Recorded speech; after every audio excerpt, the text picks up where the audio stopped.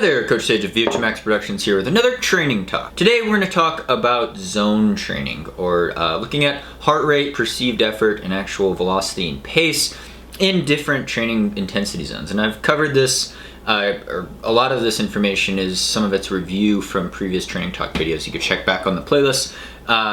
Training talk, all the training talks I've done over the years, there are some elements, but things I want to bring to the table, just looking at hearing feedback from different athletes that Sandy and I coach, hearing comments I see on Strava, just talking to runners in general and races and running stores and all that. But if you don't know, talking about zone training, there's a lot of confusion with different terminology out there. And, I'll admit, reading different books, Jack Daniel's distance running formula, Pete Fitzinger's advanced marathon training, CO's better training for distance runners. There's a lot of exercise physiology, there's a lot of articles out there. There's a lot of confusion though, because coaches use different terms and we're talking about different training intensities. It's not just easy, moderate, hard, or certain percentages of your maximum heart rate, and then throwing in terms like tempo run, lactate threshold, Vo2 Max aerobic threshold, critical velocity, not the free fall velocity, or actually critical velocity,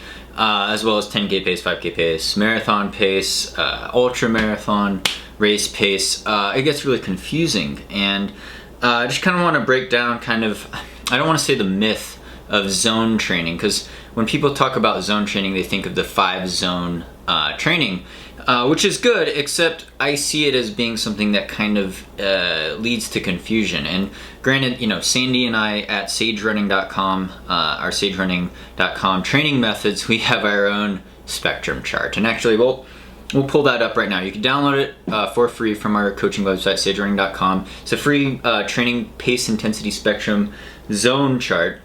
And as you can see, starting at the easy end of the spectrum, we'll start on the right side.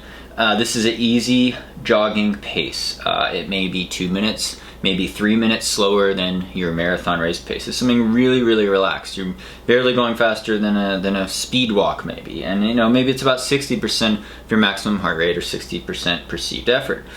Now, before I get into all these percents, the first thing I want to comment on, and I know I've said this in my heart rate training zone videos, is that a lot of people don't know their true 100% maximum heart rate. I don't even know mine. I've never had a real Vo2 Max test in the lab. I know that's ironic given the name of this channel, but I could estimate pretty well based on race performances and wearing my heart rate monitor over a decade of really hard workouts, kind of where that might be. And I don't think it's as high as 220 minus your age, because the rough formula of 220 minus your age is supposed to be your maximum heart rate. Well, I know a lot of people that don't even come close to that. I coach guys in their late 40s and early 50s who are running close to 3 hours flat in the marathon, and I look at their heart rate data, and they're running, tempo runs in the 170s, high 170s, which for me would be a very, very hard Vo2 Max type of effort.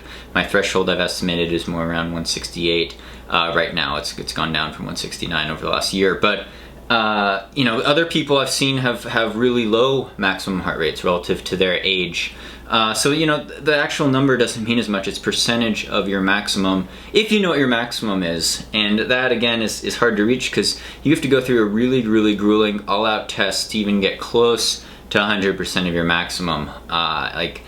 It requires a lot of pain.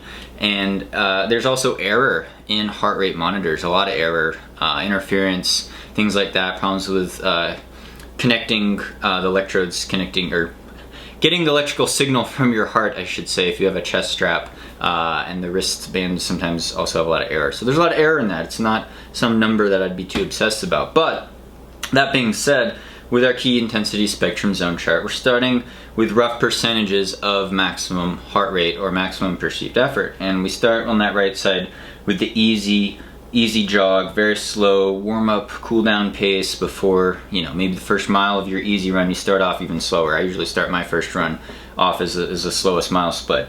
Then we work up the threshold. We get into what we call easy run pace, conversational pace.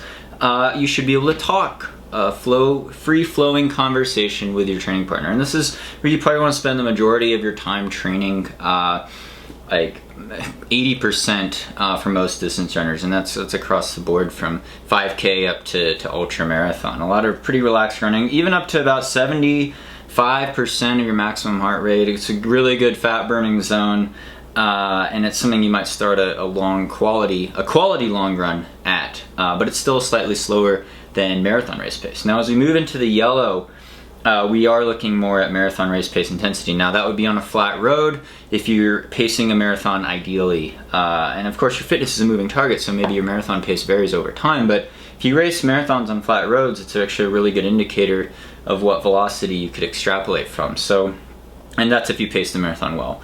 If you haven't run a marathon, that's okay as well. You could use half marathon results also to kind of dial into these different actual velocities, but also relative heart rate number readings in case your maximum heart rate isn't 220 minus your age or even anything close to that. Now we get into this training zone, and you know, some people might call it zone 2 or zone 3 on the whole zone label thing. I don't like the zones. I don't like the five zones. I think it's confusing. I like to go by physiological parameters like lactate threshold, but this is one of those. This yellow area is one of those areas kind of in between. We call it up tempo. You could say it's marathon pace for a lot of people. Now it depends on what time range you're running a marathon in. You know, so yeah, as you get more fit, as you get more advanced, as you get farther under like 3 hours from the marathon, you could usually race a marathon closer to a higher percentage of your maximum heart rate. So like people new to the marathon, people running over 3 hours maybe too, you might be running a marathon only at about 80% of your maximum heart rate. If you get more advanced and you have better efficiency in running economy, or you run higher mileage, you could sometimes increase that percentage of maximum heart rate to maybe 85%, where you could hold that whole pace for a full marathon. And if you're running significantly under 3 hours for the marathon, it gets very, very close to your actual lactate threshold, which we're about to get into. But in that yellow zone, around 80%, calling it up tempo. We have athletes do a lot of runs kind of in this range. Some people would call them long distance tempo runs, even, you know, 35, 40 minutes, 45 minutes, you know, 5, 6, 7, 8 miles even at an up tempo pace. Maybe you're negative splitting, you're speeding up. Good aerobic, high-end aerobic training zone. You could call it steady state. A lot of people call it steady state, but that's kind of that zone. Is kind of an in-between type of spectrum. Now as we move more intense into the yellow or the orange spectrum, we are moving into what we call the lactate threshold. This could be plotted out with actual lactate values. It is in exercise science, it is termed an inflection point. And if you want to get really nitty-gritty, you could talk about critical velocity in there, which is a slightly higher intensity. But for all intensive purposes, we'll call it the lactate threshold. We call that tempo. We call those tempo runs. We do 20-minute tempo runs, Jack Daniels style. We do 2-mile repeats, 3-mile repeats with a relatively short rest as key tempo workouts. And again, this is working right on the edge of maybe if you were talking to your training partner, maybe you start not saying full sentences real well, but maybe 3 or 4 words at a time, because you're kind of breathing pretty hard, and your breathing rate has definitely gone up several notches. You're at a comfortably hard effort. Some people would say if you were in an all-out race, you could hold this for 60 minutes all out, which is, if you're a very advanced runner, that's actually close to half marathon. Maybe it's closer to 8 miles or 10 miles in an all-out race. So that kind of pace velocity on a flat road or track, or, you know, an effort that could easily, if you push past that, you're gonna flood your bloodstream with lactate, some lactic acid, and it's gonna burn pretty bad, and you're gonna have to slow down eventually. So it's a very pretty high end. It's still, you know, very aerobic, but there's a little bit of an edge to the anaerobic component that's about to come in. So that's why we call it the threshold. Now this could go up from 85, 88 to even 90% of your maximum heart rate. Now, you have to be fairly well trained and have really good running efficiency to even get close to 90% of your maximum heart rate and still be at your threshold, but some runners can do it. And again, the faster you get, the faster your marathon race time, the closer together a lot of these velocities and these thresholds are. So for the general population though, for a lot of people, it's going to be 85 to 88%. In some of our training plans, we will say maybe you're doing a workout, fartlek workout, doing 2-minute surges, and you're running. It says 2-minute surge pretty hard at tempo effort up to 10K pace effort. Well, if you were racing an all-out 10K for the majority of your time, maybe you get up to 90% or 92, 95%. Maybe you hit 100% of your maximum heart rate at the very end when you're sprinting. But the average heart rate might be a little bit lower, just like if you're starting a 2-minute interval, 2-minute fartlek, or a 600-meter interval or something. It's going to take a good minute probably for your heart rate to go from a easy aerobic zone up to the high-end intensity that you need to get it at. And then it's going to take maybe another 30 seconds of pretty hard work to even get it over 90%. So if you look at the averages of your heart rate data, they might read lower perceived effort. And this is something I saw on Strava the other day. We'll pull up that screen.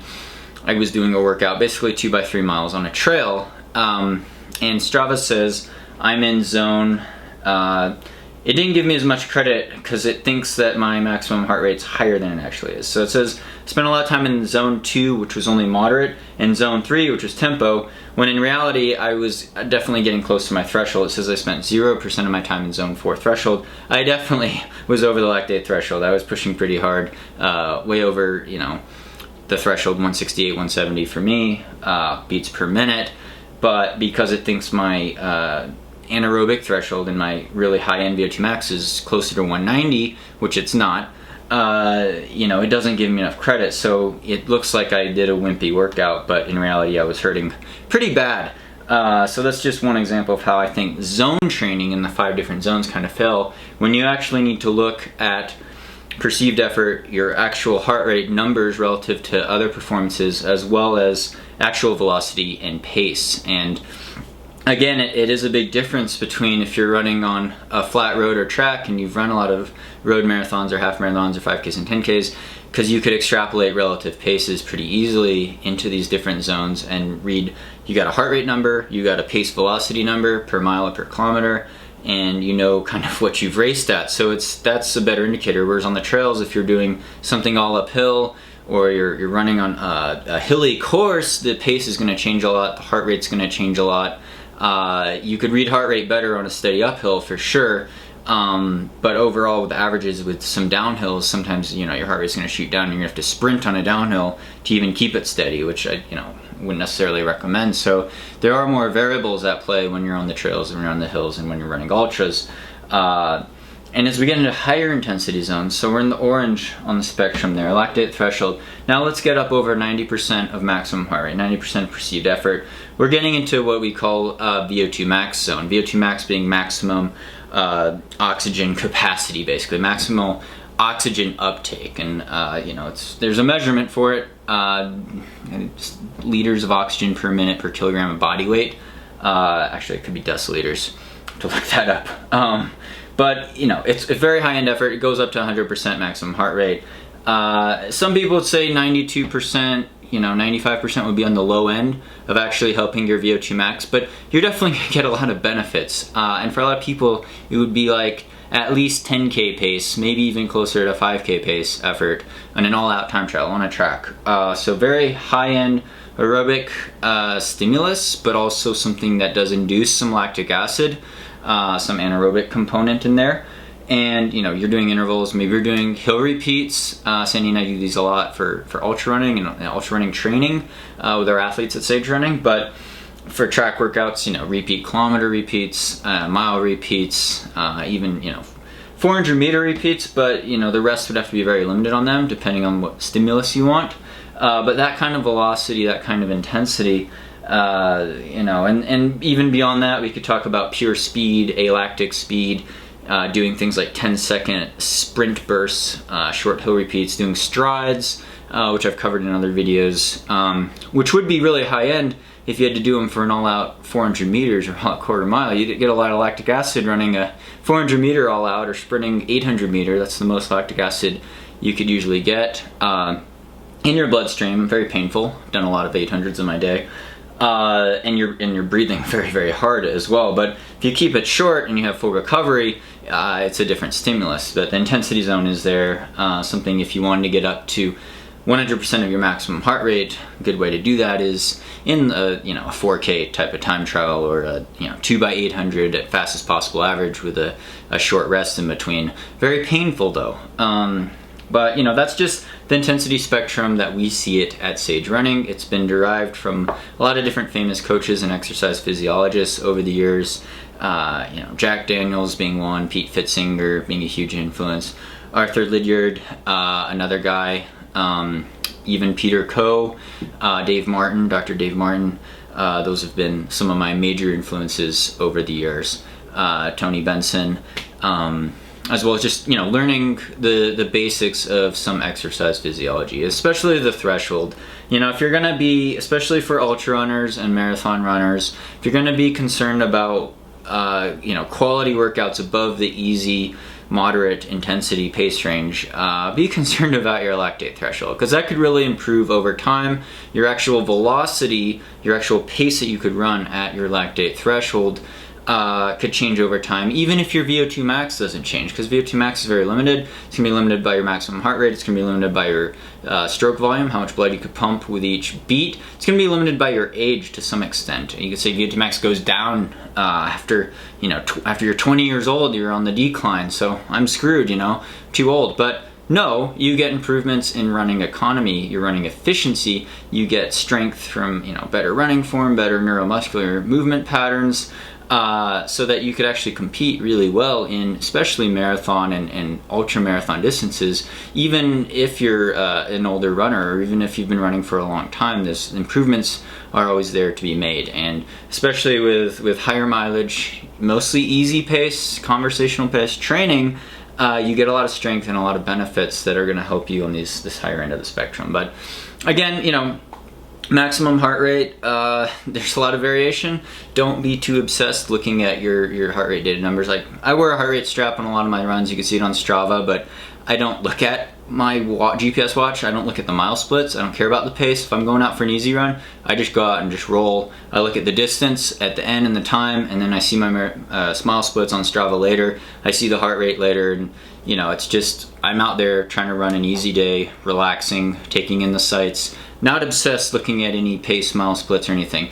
Now on a tempo run, I will look at the pace, but that's going to be on a flat road, and it's going to be balancing the actual velocity of the mile splits, because there could be wind, there could be a headwind. I'm going to take note of my breathing, how my legs feel. I could be very tired in the legs, but not breathing as hard. And then looking at the heart rate data and saying, hey, I should try to get at least around this range of heart rate, because I want to get in this quality work, but I don't want to be working too hard. I don't want this tempo run to turn into more of a Vo2 Max session or an all-out session where my form crumples, because that's the real danger. Is a lot of people that do a tempo run, they're like, I'm going to run 20 minutes as hard as I can, basically. It kind of fails the purpose of the workout. So don't train too hard. It's about training smart and about targeting certain workouts to target certain physiological systems, whether you need to hit a certain velocity if you're training for road races or marathon or track race, or you just need to spend time in a high-end zone, getting the heart rate up, getting the blood flow going, and getting some muscle tension going if you're teaching yourself to climb really well or be strong at the end of a long run in preparation for an ultra mountain trail race. So that's my rant on training zones. So it was really long. I could talk about this for forever, but check out those other videos, previous videos on this channel. There's a lot to dig through that kind of reference this, tempo run training, Vo2 Max training, things like that. My philosophy has evolved a bit over the years, I'll admit, but if you go to our website, sagerunning.com, you can download that free training intensity spectrum zone chart. Check it out. Thanks so much for all the subscribers on here. Thanks for all the views. If you like this type of video, please share it. Big thanks to all the Patreon supporters for making this whole channel possible. Got some new camera gear on the way, so hoping to up the quality with these videos. Feel free to comment below with future training talk topics that you'd like to see, as well as vote. Thanks so much, guys. Hope your training's going well, and stay tuned for more Vo2 Max productions.